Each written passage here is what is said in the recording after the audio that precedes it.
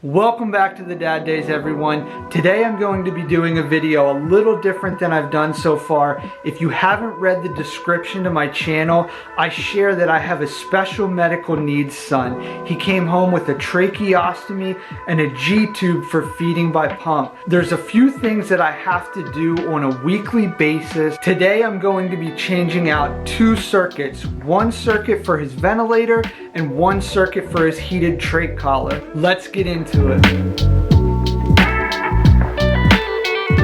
This is the ventilator. It's an LTV 1150. If you're going to be coming home from the hospital with a ventilator, a child on a ventilator, it's most likely going to be that one. You should receive training before you come home. My wife and I did. We actually had to spend 24 hours individually at the hospital taking care of our son, doing everything that is needed to care for him within 24 hours, completely on our own, just being overseen by the nurses that were on staff. This is the heated trach collar, the home setup. Again, if you're familiar with a hospital setting, in the hospital, it looked more like this. It was a mask. It goes over the trach that's on your child's neck, the trach. It goes over that and just around their neck. We found in the home setting, it didn't work very well. They gave us this V piece. So this goes in and out. It has the exhaust tube. It just looks like this instead of the mask. I'm going to be disconnecting the circuits. Then I will show you exactly how to hook up the new circuits and get them hooked back onto the equipment and ready to go. Need to remove all the tubes that have it connected to the ventilator. This needs to be removed and replaced. The circuit itself is then able to be removed. This is where the heated trach collar attaches, and we will be saving these cords you reuse week to week. In our experience, insurance only covers 2 sets of these until one set breaks, basically, so you have to continue to reuse these. So I'll show you exactly how you take these off and hook them back up to the new circuits. The first step is disconnecting all of the parts off of the old circuits. These little clips, they just hold the wires along the tubes nice and neat, and I always save those to reuse them. Each circuit, each new circuit comes with some of them, but it's just nice to have extra, so I always save those. So the first thing I'll do is just remove all of the clips. The second step is, like I said, we need to save these wires, so I will be removing those. They just pop right off. It just pulls right out of the port. There's one, if you can see that little triangle piece, that fits right here on the circuit. Everything only goes one place, basically, so it's really hard to hook things up wrong. It's just remembering to do everything. This piece right here is really nice to have, but they come with the circuits. So when you open a new circuit, you will have this. So I'm not going to save this or sterilize it. So I'll throw that away and throw the whole circuit away. We're only saving the clips and the thermometer wires. A new circuit comes in a enclosed sterile bag.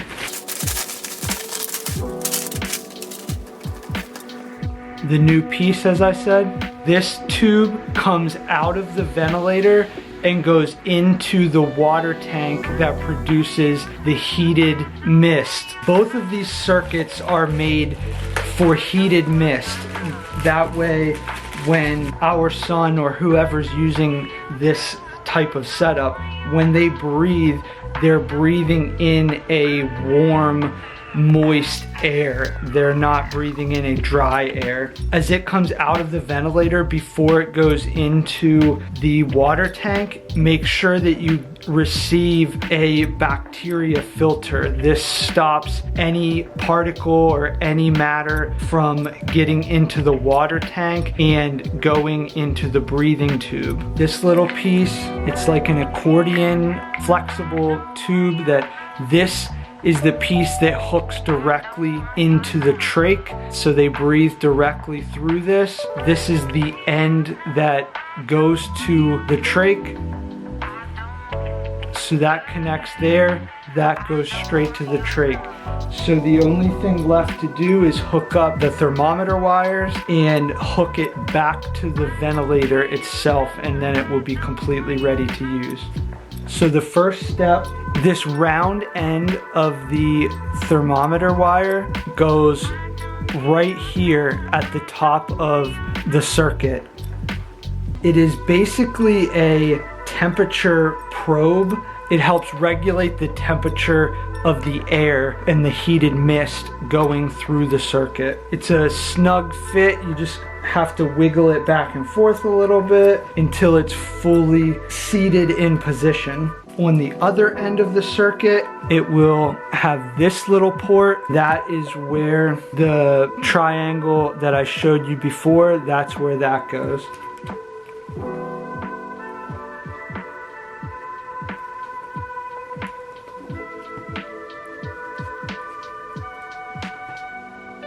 This piece attaches right to the end of the circuit, just pushes right in like that. Now I'm just going to be re-securing all the wires with these clips, and we're good to go.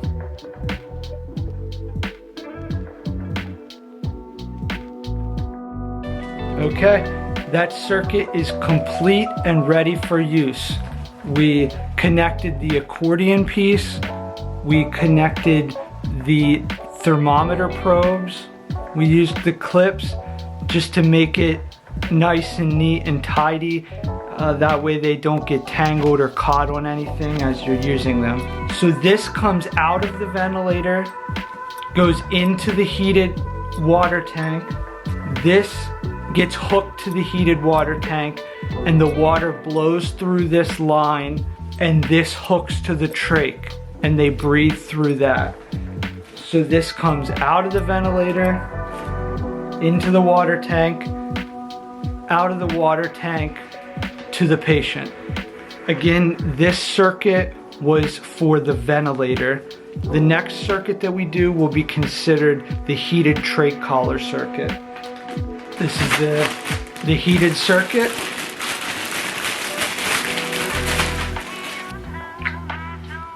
Disconnect everything on the heated trach collar circuit. Like I said before, I won't be saving this piece, but this Y piece, I only have 2 of these, so I have to clean and sterilize these in between uses. So I will be saving that. This is the next one. The exhalation valve or tube goes on one side of the Y piece. The other tube goes on the other side. The new accordion piece goes on the top. That's what goes directly to the trach. We'll hook the wires back up. One of them, this port right here, connects to this wire.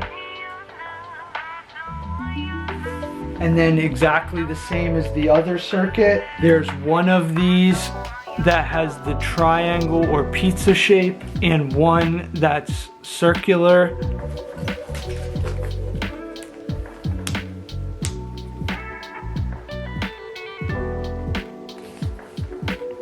And we will hook everything back up with the clips. Okay, so this circuit is completely set up now. The temperature cables are hooked up. The end is hooked up properly. We're good to go. I'll show you exactly how both circuits get hooked back up to the machine. Step 1, I'll remove the old adapter and attach the new setup. So it's the adapter, then the bacteria filter, as I mentioned, then the hose that goes to the water tank. And the water tank is directly below, and I'll show you exactly how to hook that up in just a minute. So the next step is attaching the circuit to the ventilator. And like I said before, everything is very much color coded, and there's different adapters for each color, so it's very hard to hook things up wrong. It's just remembering to hook everything up. So this tube gets hooked up to this port right here. It just pushes on very firmly, just like that. Then the other two look like this. There's a yellow and a white. As you can see, there's a yellow and a white. They're two completely different screws, so they both hook up to their own color. So the yellow, you just screw it on there as tight as you can with your fingers. The white, the same way, goes on there as tight as you can with your fingers. This is the water tank. It actually needs replaced as well, so I'm just going to go ahead and do that quick. This blue lever on the front pushes down, and that releases the tank. The new ones come in a box. They come sealed to keep them sterile. That just pulls off. Then you push down on the blue lever, and it slides and locks into place. I recommend getting a nice little funnel so it's quick and easy. You want to use distilled water for your tank.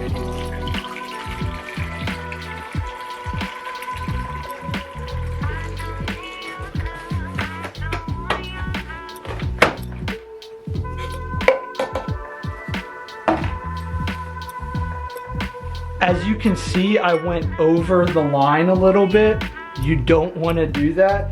When it's turned off like this, you can just take it back off and pour a little bit back out. That just keeps it from splashing up when the air is connected. You just don't want to overfill it. This is the hose that's coming from the bacteria filter. That goes on one side of the water tank, and the other side of the circuit goes right there on the other side. So this hose right here comes out of the ventilator, goes into the water tank, then it goes out of the water tank through this circuit to the patient. On the side of the water tank, you'll see there's a yellow port and a blue port. These two thermometer cables, that's where they go. And you just have to turn them a little bit until you find the groove that they go into properly. And you'll feel them click into place. And that's everything. It's ready for use. This is our oxygen concentrator. It produces oxygen to feed the ventilator. When you're ready to actually use the ventilator, you would hook up the oxygen cable out of the top port. It would go in the side of the ventilator right here where this little green cap is. I'm going to go ahead and disconnect these tubes and show you how the heated trach collar circuit hooks up.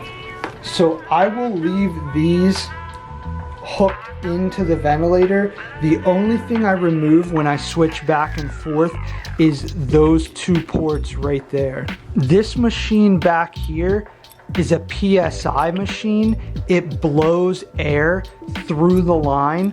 When you're using the heated trach collar, you have to use the PSI machine to blow the heated mist through the line. So it has one cable that's coming from the PSI machine, blowing air through the line at 20 PSI, and you have another cable, since you're not using the vent, you're using the heated trach collar, the oxygen goes right into this port on the side. So you're having blown air and oxygen both going through the same connector. That goes right onto the top of the water, so you have oxygen and air blowing into the water tank. The heated trach collar connects to that port. They're both connected exactly the same as the vent circuit. The blue clicks into the blue, and the yellow clicks into the yellow. Thanks so much for watching. That's everything involved with my weekly circuit changes. I'll be putting out more videos that have to do with tracheostomy care, machine maintenance, and what my day-to-day looks like caring for our son. If you enjoyed this video, please give it a thumbs up and hit that subscribe button. And as always, stay tuned for more Dad Days.